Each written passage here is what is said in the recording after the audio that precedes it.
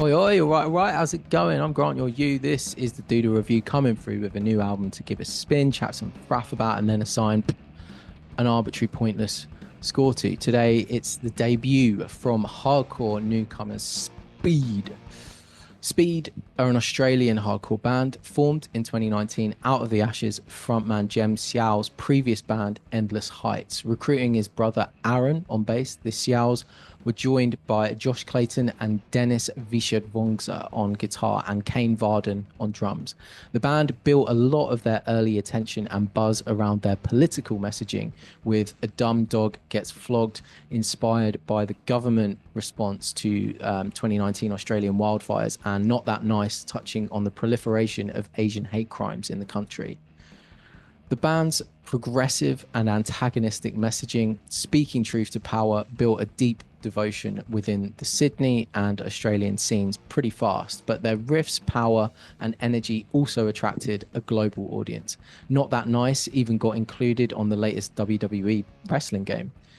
In a post turnstile world, or maybe it's always been this way, but people actually liking your hardcore band is usually a pretty good indication that a contingent of the hardcore community, online at least, are going to treat you with suspicion and cynicism. In fairness, Speed have certainly done a good job of feeding the jaded hardcore nerds plenty of ammunition. Not only did the band consent to being included on the WWE soundtrack, but they participated in some sneakers ads and went pretty viral for live clips of frontman Jem Xiao whipping his flute out mid beatdown. The criticisms are ludicrous. To be honest, you only need to listen to this album to hear the band are no less hardcore and haven't changed one bit to enable their commercial partnerships. People complaining really have no idea how fucked the music industry is at this point. In a world where the big, and I'll stress that, big music critics on YouTube likely pull more than 80% of touring musicians, you can't begrudge any young band, especially an aggressive hardcore band, signing up to a soundtrack or an ad and getting that bag, especially when their music remains unchanged. As for the flute, it's certainly a risky move, as it could so easily come off like a gimmick or fall into the realms of parody.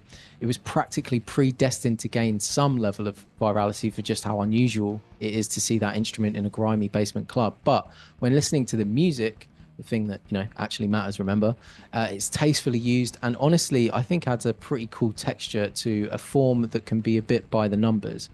We're not talking refused Shape of Punk to Come levels of brain breaking innovation, but certainly the intro to Real Life Love and the breakdown to The First Test are given some unique color by the addition of a woodwind.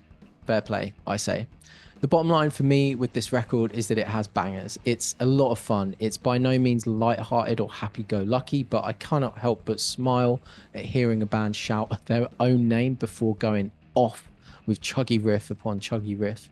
Favorite tracks include the absolute banger that is Don't Need. I'm not much of a pit guy, but the tempo of that one is practically designed to draw you towards a circle pit tractor beam style.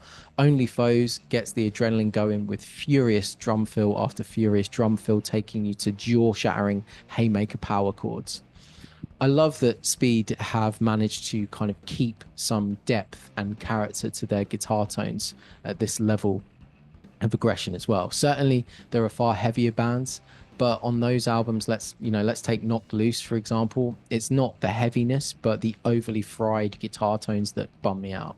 Here on a track like Real Life Love, for instance, you can really chew on those fat guitar tones as they chug up and down the neck.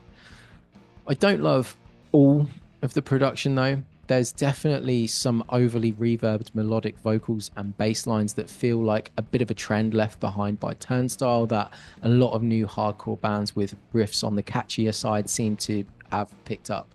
Don't Need, despite being one of my favorites, is definitely a culprit for that. And I just think the sound is a little overdone. In years to come, we might find touches like that might give the record a bit of a dated feel. On the whole, though, this is a hardcore record that raises the pulse, provides plenty of opportunity for stank face appreciation, doesn't fuck about, and even adds a little flair, like the flute, to keep things a little fresh. There are some production flourishes that cancel this out a little bit, but nonetheless, this is a fun, satisfying, heavy record. I'm going to give this a 6.5 and knock it on the head. That's just what I think, though. What are you lot saying? Let me know in the comments. Check out some links to other reviews in the description, like Turnstile, like Knock Loose.